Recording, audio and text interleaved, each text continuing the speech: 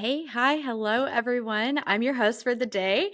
I'm your community manager, Bobby Ann, and today I am joined by Halle Homel, who is here to explain her journey of becoming a multi-sport adventure guide.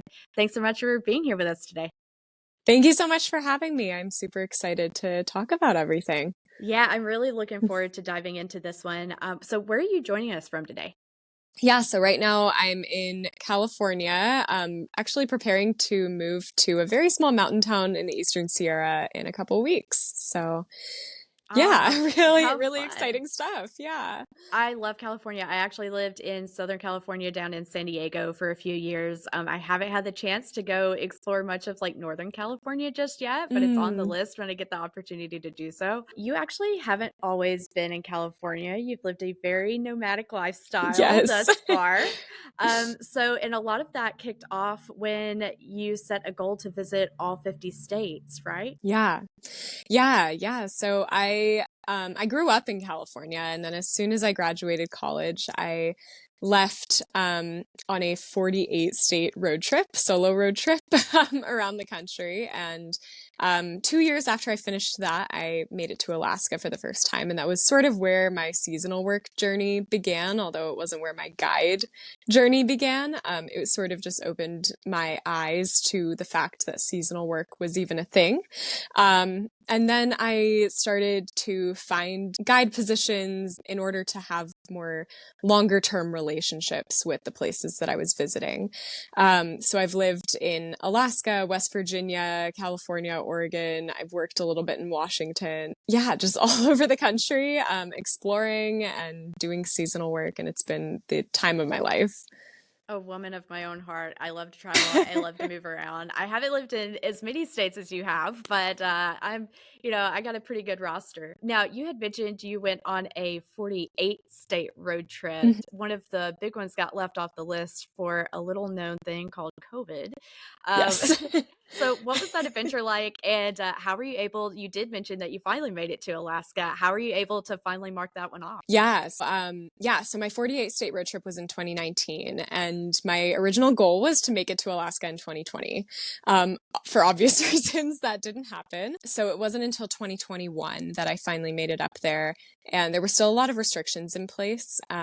It was still during the time where Canada was not super stoked about letting people through the border. So I did have to get a job in Alaska in order to cross the Canadian border. So that was my first seasonal job. I was managing a hostel in Fairbanks. So that was how I was able to make it up there for the first time in 2021. And just absolutely fell in love with Alaska, which is what ended up bringing me back to Alaska in 2024, which I'm sure we'll get to in a little bit. Yeah, so today's conversation is really going to be centered around your 2024 season of becoming a canoe guide. But as you mentioned, it is not where your guiding started. So, what was your Mhm. first guiding job and how did you get into that? Yeah, so I feel like I broke into the industry in this really kind of like roundabout way. My first guide position was a assistant rock climbing guide position, which has kind of come full circle as I just got my single pitch instructor certification this last year, which is super exciting.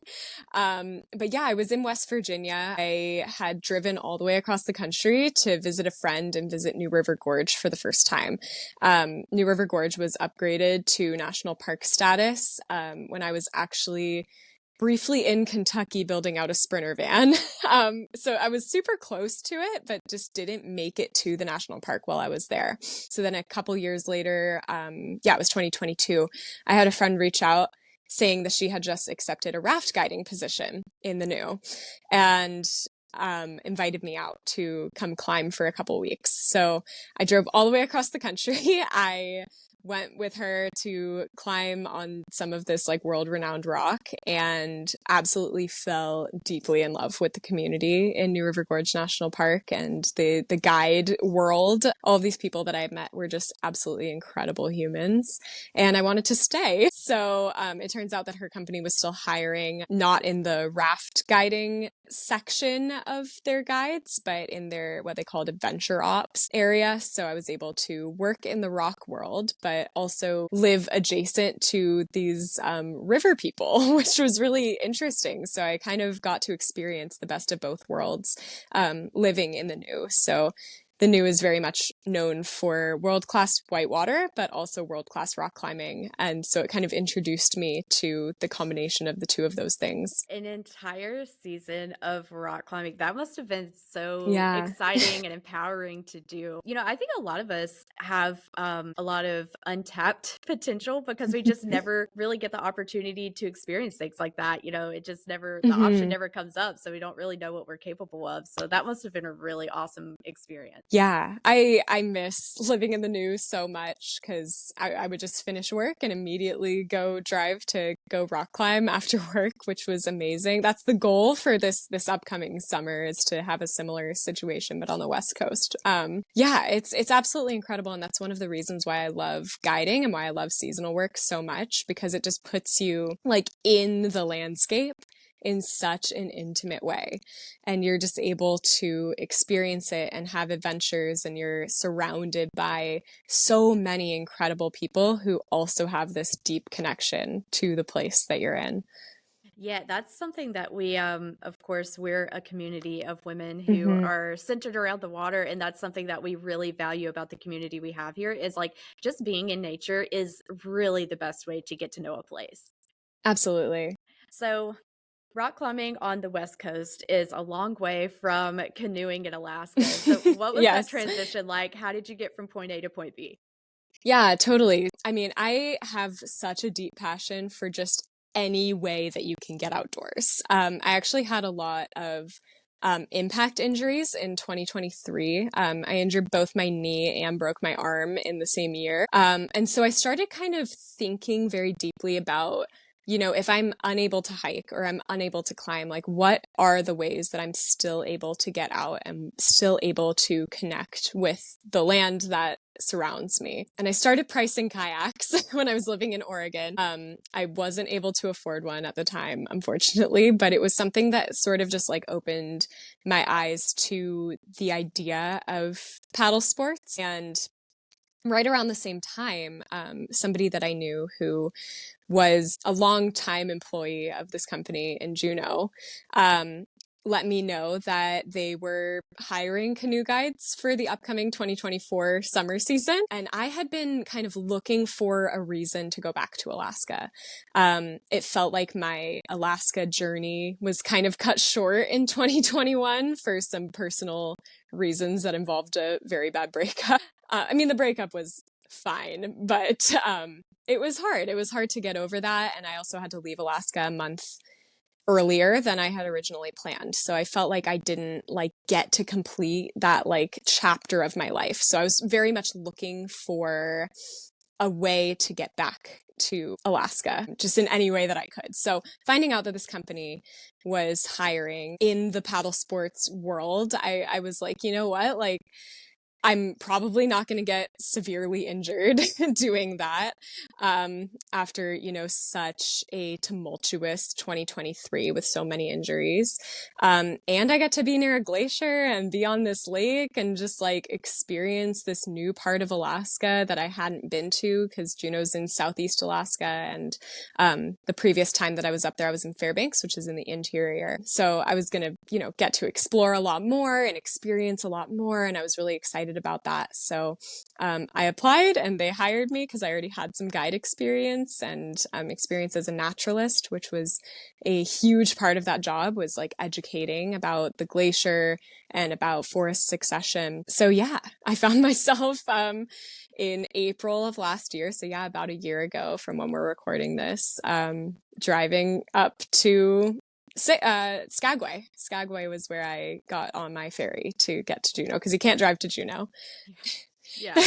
I think a lot of people don't realize how huge Alaska is Hmm. because it's Yeah. considered like a state, but it's really like a Yeah, small country. it is.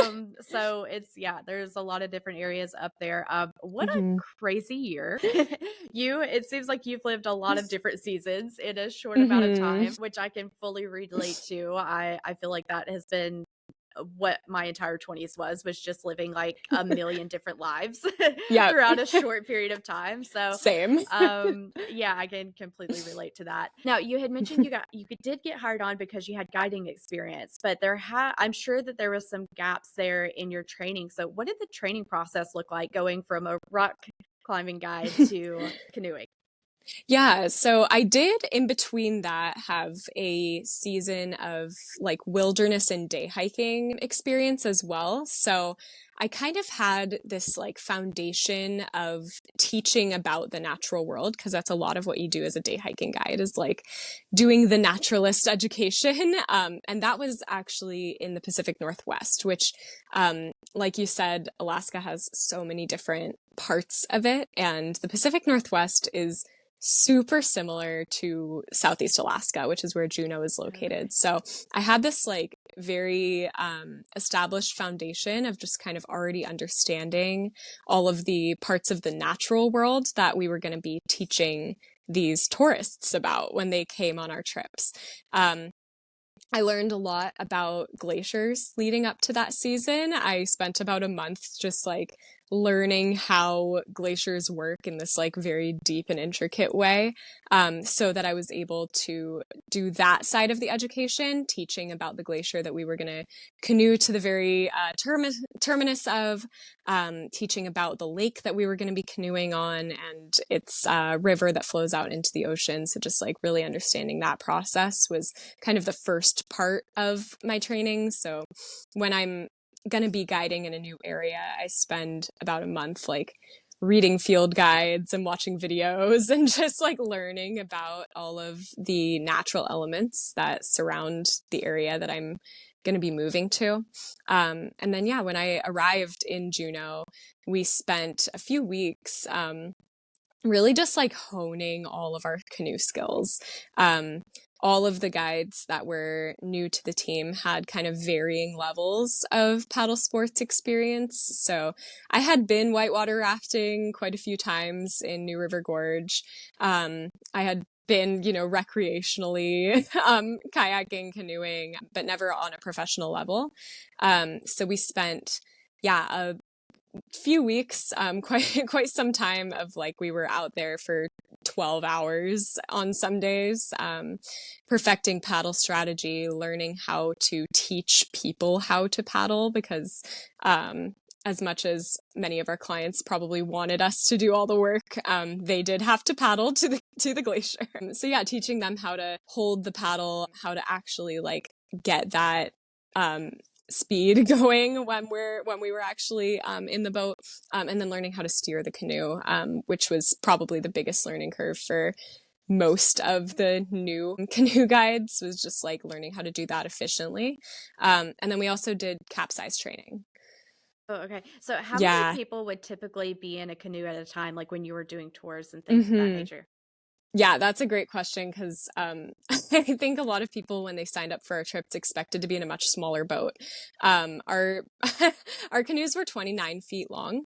Oh, So wow. So they were we probably would, expecting like summer camp canoes where it's like one to yeah. two people, and then it's like this massive vessel. Yeah. Oh my gosh. Yeah. It was, so we could fit up to 12 clients and then 2 guides, or we had a smaller boat that was, I believe, 24 feet long, which was 1 guide and up to 7 people. So we could fit a lot of people. We could move pretty fast. It took about an hour to paddle 3 miles. Wow. Okay. So yeah, Hmm. you definitely needed more than one person in the back paddling for that one. Every big team effort. It's heavy. Even the boat just on its own is heavy. Oh, I can imagine. Yeah, my friend did the math, and the fiberglass canoe with the 14 people plus gear, like if everybody weighed, I think she said an average of like 200 pounds, the canoe was going to end up weighing like 1,400 pounds altogether or something. Whoa. Yeah. Yeah, that's quite a trip. Like, yeah, I would imagine that people were not expecting to have to work so hard for for the adventure. But I'm sure Yeah. they appreciated the education once they left it. It makes you feel more involved and things like that. So, with that, when you're having to teach all of your customers or clients, I'm not sure how Hmm. you reference them, but Both. yeah, like the Yeah. attendees, Hmm. whoever's taking the tour, did you have to have a special certification when you went through all this training, or is Mm. it just all on-site training? Yeah, so all of the boat stuff was on-site training, but they required that we had a wilderness first responder certification. So especially because we did capsize training, we all needed to be aware of the symptoms of hypothermia and shock because the water that we were paddling on was between 36 and 33 degrees, Wow. because it is Well, glacier I water. was gonna say it does hold glaciers, so Yeah, yeah. So, I mean, it's all glacial runoff. So it's super, super cold. And a lot of us were, either used to it or just like knew what to expect being in water that cold, especially with the capsize training, which we did do in dry suits, but you still get very cold, even being in a dry suit. So, having that expectation of what that water is going to feel like is very different than if you're a person who just signed up for this trip and maybe aren't going to be prepared for that, which my company that I worked for had never had an unintentional capsize. All of our boats have always been super, super safe. great job, guys. But yeah, thank you. Thank you. But, we had to have that training, and the experience, though, the medical experience as well, just because, there were days where we had what's called katabatic winds, which are essentially these super strong winds that come off of the glacier, due to temperature fluctuations. It usually would happen on really warm days because when glaciers heat up, they expel a bunch of cold air. And because cold air is really dense, that just like runs downhill. And we were downhill of the glacier. So there was one day where we were paddling in, I think it was 42-mile-per-hour gusts. Whoa. So that was what we were You were preparing for. not getting anywhere quickly with that. No, no. Oh man. Okay, so you said that you had to have a prior certificate to even get Hmm. into this job. So, Yes. what did that training look like to kind of prepare you for applying Hmm. to a job like this? So, wilderness first responder certifications are one of those things that most companies in the outdoor industry are going to want you to have. There are a couple of bigger companies that do that certification. So, I did my first one through Wilderness Medical Associates, and I'm doing my recertification next month through Desert Mountain Medicine. Knowles also does a course, but essentially it's, I believe, 8 days total for the full course, not the recertification, where you are going super deep into basically everything that can go wrong in the outdoors, which is, It's a can lot. put you in your, yeah, it can put you in your head a little bit. But you go over everything from hypothermia and like altitude related illness to how to splint a broken leg in the backcountry when you don't have a proper splint.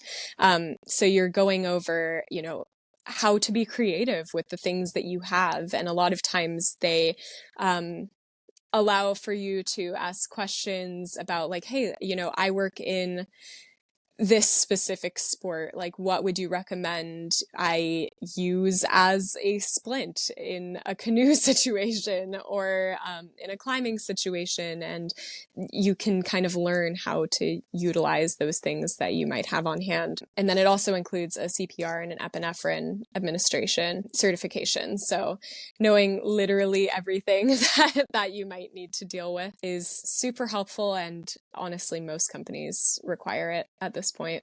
It sounds completely necessary. Yeah. So, when you are out on a tour and you're with a professional guide, you're Hmm. not just hanging out with someone who just knows a bunch of fun facts about the area. Yeah. You are getting a big investment in a lot of deeper education and security. Yeah, absolutely. I mean, it is our job to keep you safe. And that's why people hire a guide. A lot of times, people might feel like, oh, I can physically canoe to this glacier, or I could physically hike to wherever. But they don't necessarily feel super secure in whatever area that they're in. And so being able to provide that level of safety, first of all, the wilderness first responder skills of just, I can rescue you if you get hurt or if you get sick, on one of my trips, but also, having that, skill set of training and being able to, get us out of a situation where maybe there are 42-mile-per-hour wind gusts on the lake and it's 32-degree water, almost 32-degree water. Having that level of safety skill is what you're investing in when you hire a guide. Especially if you're in an area that you're completely unfamiliar with the environment. Maybe you've been canoeing before, but if you've never been canoeing in Alaska, that's a Yeah. completely different experience. So, in case any of you Mm-hmm. guys were wondering what the value is behind having a professional guide with you, it's not just about fun facts. It's all the Yep. security and education that goes into the environment as well. So, um, Absolutely. now, you did mention that you had to deep dive into the environment and find out Mm-hmm. basically everything about the area and glaciers and things you didn't know Mm-hmm. before. What was one of your favorite things that you learned about the area while you were up there?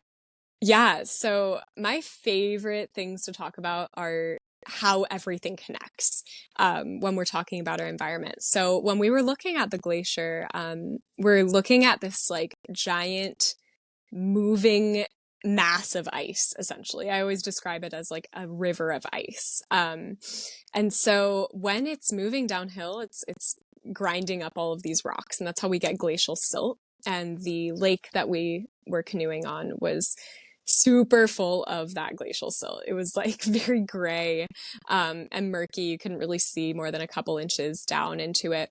But the cool thing about that glacial silt is that it all gets washed out into the ocean, via the river that flows off of the lake. And it provides all these nutrients for all of the microorganisms out in the ocean, which then go on to feed the whales and the birds, and the salmon. And then the salmon feed the bears. And then the bears like go and use the bathroom in the forest and feed the trees. And so it was just really cool to like watch people make those connections of like, oh, this like giant block of ice that I'm looking at is also the reason why we have this like super healthy temperate rainforest here.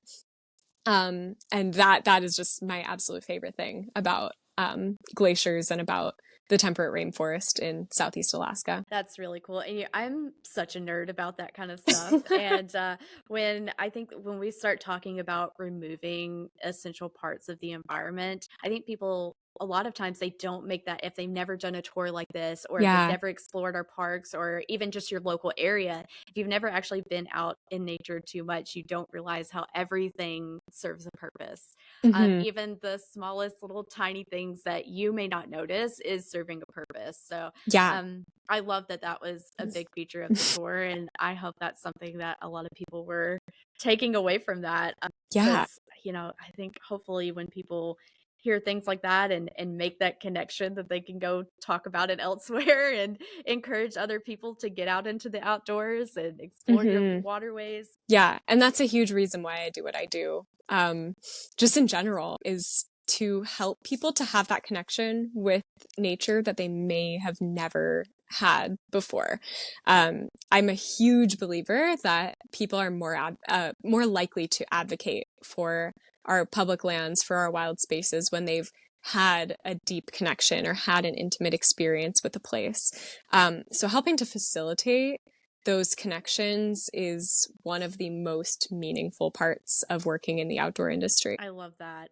Um, gosh, it makes me you kind of are making me want to quit my job and go and go do this. Do No, Sonia, I'm kidding. Don't fire me. I love my it. job. But it sounds so empowering and just so connected, and I love that about what you guys do. And actually, our founder, she is going to be spending the summer in Alaska. She's Oh my making her gosh, way fun. across the U.S. right now to spend the summer there, and I'm really excited to hear about the different. She's got some tours and stuff scheduled, obviously paddling centric. So Hmm. yeah, I'm really excited to hear about the different tours that she gets to take while she's exploring all different parts of Alaska too. That's so exciting. She's going to have such an awesome time. Oh, I'm very jealous. I can't wait to just get reports back all the time. So, Yeah. um, and as we're talking about passion, something that I think that our generation has had the privilege of Hmm. doing a little easier than maybe older generations, and something I hope trickles down to the younger generations is getting to build careers around passions, which is something that you have done, but it's not what you went to school for. No. So, how did you find the courage to make that pivot into building a career around your passion? Yeah. So, I mean, I think living an alternative lifestyle from essentially the minute I graduated college was part of that encouragement for doing something that went quite against the grain of what was maybe expected of me. Um, yeah, my degree is in creative writing, which I do still write. I'm working on a couple of creative projects right now. Um, but and of course they all revolve around the outdoors. But um, when I first graduated, I was working remotely as a freelance writer. And that powered the first couple years of van life for me because I have been nomadic for quite some time. I'm about to be done with that, at least for the time being, moving to a mountain town. But um, yeah, so I was working remote. And then I sort of like started to feel like pretty burnt out with just looking at my screen all the time, or feeling like I needed to make sure that I had cell service in order to camp somewhere. It just like felt like I was missing out. It felt like there was something more that I could be doing. And then especially kind of going through COVID and realizing that like I wanted to be living my life to the absolute fullest. I didn't want to be wasting my time doing something that I was really only doing to pay the bills. I wanted to be doing something that felt meaningful and felt fulfilling.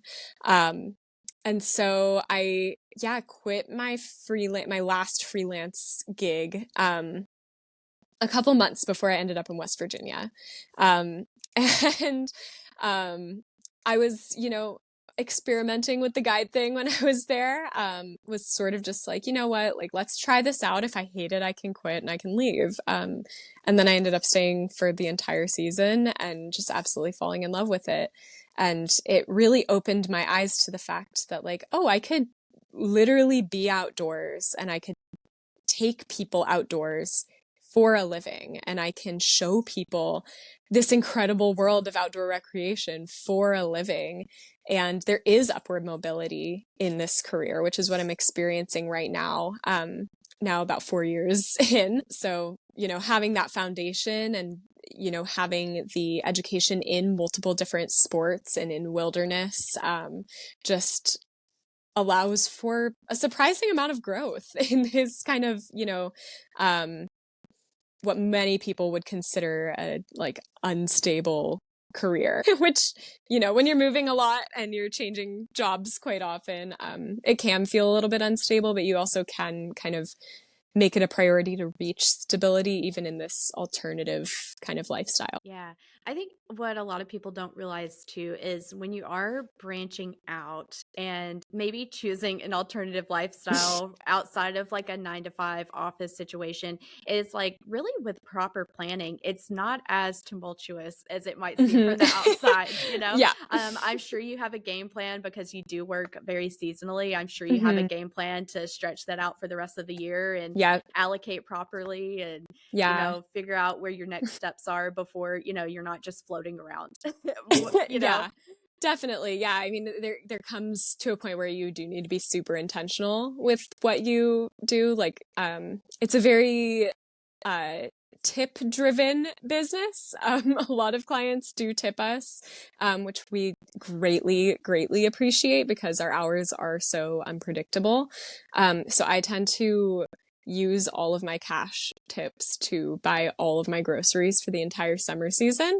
Um, and then I'm able to just like keep my paychecks saved to get me through the winter, because winter does tend to be a lot less work than the summer.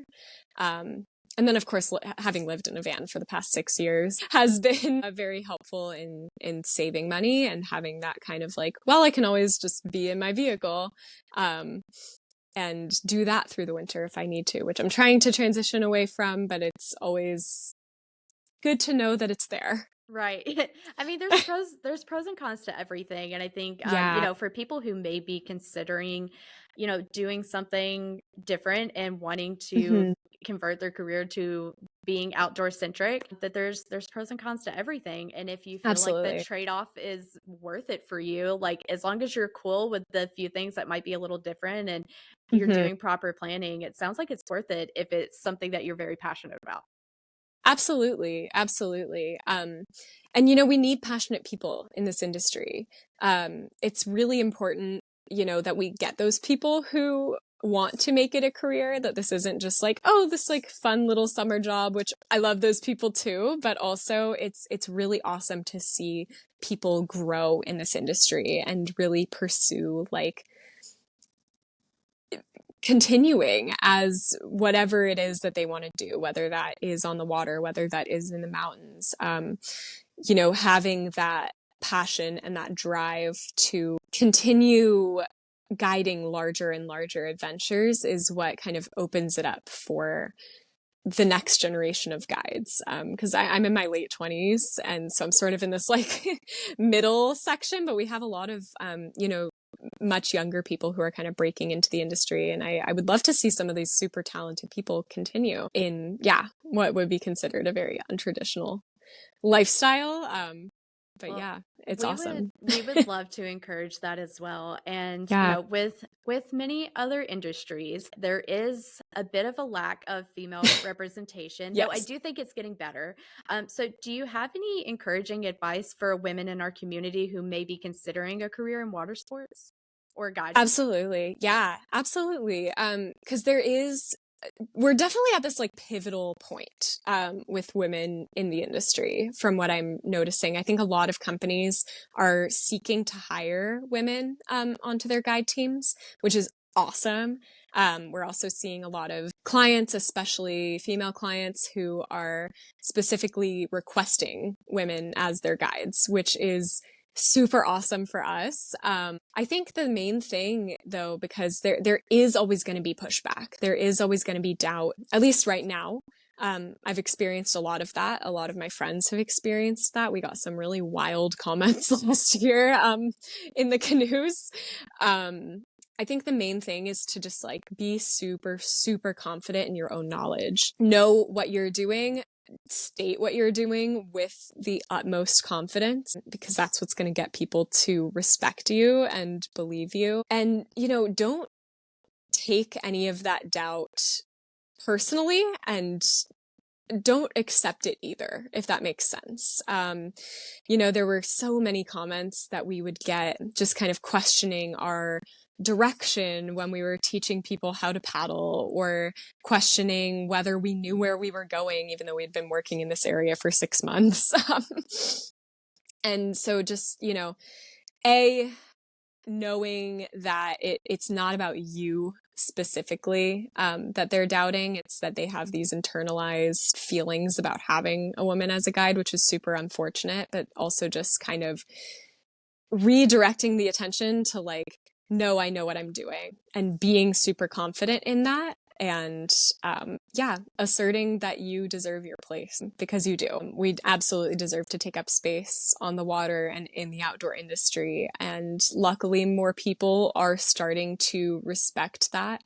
But when it does pop up, just, being super confident in what you're doing is super, super, super important. Unfortunately, there are also always going to be comments that may come from coworkers, which is sort of another challenge. My company was really awesome, but I also definitely know a lot of people who have dealt with misogyny from male coworkers, maybe at other companies. And so just, again, meeting them with that confidence of, no, I know what I'm doing. I deserve to be here. Don't let anybody make you feel like you don't deserve to take up space in the industry, because if you were able to get the same job as some dude who's also working in the industry. Like you guys have the same qualifications. Yeah. Well, I hope you guys heard that very clearly. Confidence is key. You deserve the same opportunities. And, even I think no matter what industry you're in, Hmm. even if you don't get a certain position that you wanted based on whatever the reasoning was, know that there is a space for you somewhere. So even though Hmm. that particular thing that you maybe wanted didn't work out, there is a space for you. Go somewhere else because, like you Yeah. mentioned, there are plenty of places that are looking for women. There are Hmm. plenty of teams like your own experience where you had awesome coworkers. So don't let it discourage you if you hit a road bump somewhere. Confidence is key, sounds like. Yeah. 100%. Yeah. I mean, even women who have maybe had a negative experience at one company who have decided to continue in the industry have then gone on to have awesome experiences or found women led and women driven companies in the industry. There are tons of companies that are like owned and completely operated by women, which is amazing that we're starting to see that because that also helps for women who are trying to experience these sports for the first time to feel a lot more comfortable going and learning how to canoe or whitewater raft or climb or whatever it is. Yeah. And we've actually been lucky enough. So we host retreats. That's a lot of what girl Mm-hmm. paddlers do for women. And we've had a been very lucky to have experienced having a female guide on every trip so far. Mm. Which was not planned that way. It just turned Yeah. out that way, and I think that's is very encouraging. And knowing that the women that we've been working with have all been stellar at their jobs. And we've actually got a whitewater rafting course coming up, which is also going to be it's a women's only class, and it's going to be led by female instructors as well. So there's plenty of space. If this is something you're considering doing and you're very passionate about it, there's plenty of space for that. And I'm very excited to continue to get to meet more instructors and guides that are in the outdoor space. Now, I know that your focus for this upcoming season is not going to be on the water, but do you have any personal paddling adventures on the horizon? Yeah, yeah. So this season I am pursuing more of a mountain guiding path because I found this awesome company that is setting out to like be able to teach me a lot of amazing skills. I'm super stoked. But the area that I'm moving to has a lot of lakes. So I do plan on finally buying that kayak that I've Awesome. been thinking about for a couple years and trying to explore all of these alpine and subalpine lakes that are kind of nearby. There's a lot of them within driving distance. So being able to paddle and explore those areas on the water and experience those places in a new way that isn't just by foot or by rock is going to be really awesome, especially in terms of just like getting to know this area a lot better because I plan on living here for kind of a while. Yeah. Well, I'm excited for you to get to transition into being stationary for a little while and Yeah, it's getting going to be to, nice. yeah, getting to expand your knowledge in a new avenue. I am also looking forward to seeing some of your kayaking adventures because I Yes. will say that is one of the biggest perks of being in paddle sports or enjoying paddling in whatever way that you're enjoying it is a lot of cool spots can only be reached by water, and you get a Yeah. completely different perspective of the area that you're in from the water. Yeah, absolutely. Yeah, something that I would really like to try to do, maybe not this summer because I'm already going to be spending more than 50% of my time in a tent, but it would be really fun to do some like backcountry or wilderness kayaking or canoeing or pack Absolutely. rafting, just like getting out to a location on the water and being able to camp. And that just feels like it would be such an incredible wilderness opportunity. Yeah, we have some people in our community already who have done that, who a couple of them did that last summer, and it Mhm. was just, oh, it was really tempting me. I'm not a super like roughing it gal. Not that I wouldn't do it. It's just like I just have never like really had the opportunity to go out there, and I just don't feel like I currently have the skill set to just like go out Yeah. in the wilderness by myself. But I would love to do that with a group or something Hmm. sometime with people who know what they're doing, because I Yeah. would get myself in trouble, I think. But yeah, no, I think that would be such a cool experience. And honestly, like if you find some good places to do Hmm. that, I would love to hear your recommendations for that, because it might be Totally. something that we could get a group of girls together and like go out that way to do. Totally. I'll go scout some spots. I'd be happy to take you out. I feel like it would Yeah. be the perfect combination of this like passion that I like really like deeply discovered for being on the water last year, but also combining that with my just like absolute love for backpacking and camping and just being in the wilderness, because that's kind of going to be my focus this year is teaching people how to backpack. Yeah. Um, so yeah. Awesome. Just expanding that multi-sport Yeah. knowledge. I love that for you. That's so impressive. And I know that has to be so just like stimulating to constantly have different Hmm. avenues to go down and learn more from. So, but yeah, we have so many different types of paddlers in our community. And that's actually like what we're based around, as being Hmm. welcoming to people of who are interested in paddling of all kinds, no matter what your vessel or where you paddle, or how Hmm. experienced you are. So we definitely like have the avenue of people who just like to go and like float out on the water nicely and then like have, Yeah. go and have brunch afterwards. But we definitely do have a section of the community who are very like love to go camping, love to go adventuring, and doing that more like roughing it type of adventure, less connected adventure, I should say. It's not really roughing it, but it's not glamping either. So, Totally. but we definitely have that group of girls that I think we could get enough people together to do something fun like that. So Yeah, that would be super, super fun. I'll touch base, and once you get a chance to go exploring, we Yeah. can maybe scout out some cool spots. So this has been an incredible conversation. I've actually learned a lot during the last like 30 minutes. There was a lot of terms you used that I had never heard before, and also just like loving to hear about your transition from how you developed your whole career around this. So I just have one last parting question as we Yeah. wrap things up here. The show's called Paddle Her Way. So I would Hmm. love to hear, what does paddling Halle's way look like? Mm. That can be how you paddle, where you paddle, what you paddle. What does that Yeah. look like?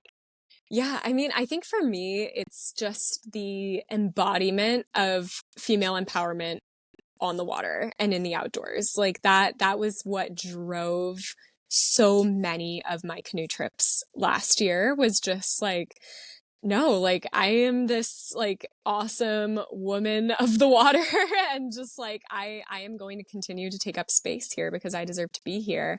And so kind of like fully embodying that like that is what that means to me. I mean, I think I'm saying like, yeah, I'm going to buy a kayak. I think I'm always going to prefer canoeing. It's just harder to do by yourself. So that's sort of why I'm going to probably do a kayak this year. But canoeing is really special and was a really awesome and super unique way to get to explore Southeast Alaska. So I would love to get a canoe one day, a small canoe for just like me and my partner. But yeah, I mean, I think just being on the water and experiencing it that way is such an intimate way to get to know a place. And yeah, I will be paddling the lakes of the Eastern Sierra this upcoming season and hopefully beyond, with the exception of Mono Lake, because I'm not subjecting any of my gear to that amount of salt, but um, the rest of it, What is yeah. Mono like? Mono Lake is a gigantic saltwater lake in the Eastern Sierra. Um, Oh.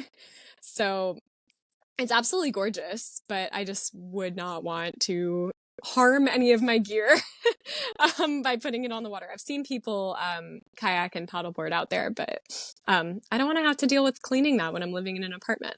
So Totally fair. yeah. Completely understand that. Yeah, but I'm excited to explore like Convict Lake and June Lake and all these like amazing alpine freshwater lakes that are up there. Yeah, it's a really cool part of the country to live in. I'm excited that you're going to get to have all of these adventures. That was such an awesome answer. I couldn't have come up with Thank a better you. answer. So I think that really embodies what we're trying to do here, and who you are. And Thank you. this has been an incredible conversation. Thank you so much for being willing to come on and share your journey with us. Thank you for Um, having me. of course. And as we're following future journeys and Mhm. adventures from you, where can we do that? Where can we follow? What do you got going on? Yeah, totally. So I'm halletreks, HALLETREKS on all social media.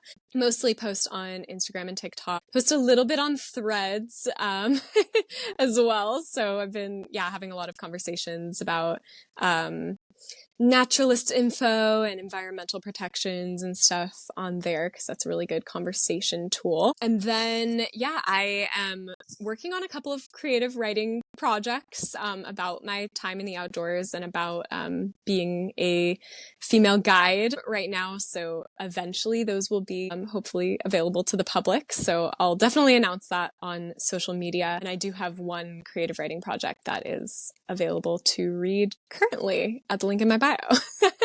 And then, I've got a couple of other projects that I'll be talking about later this year. So I'm super excited to just, continue empowering women in the outdoors.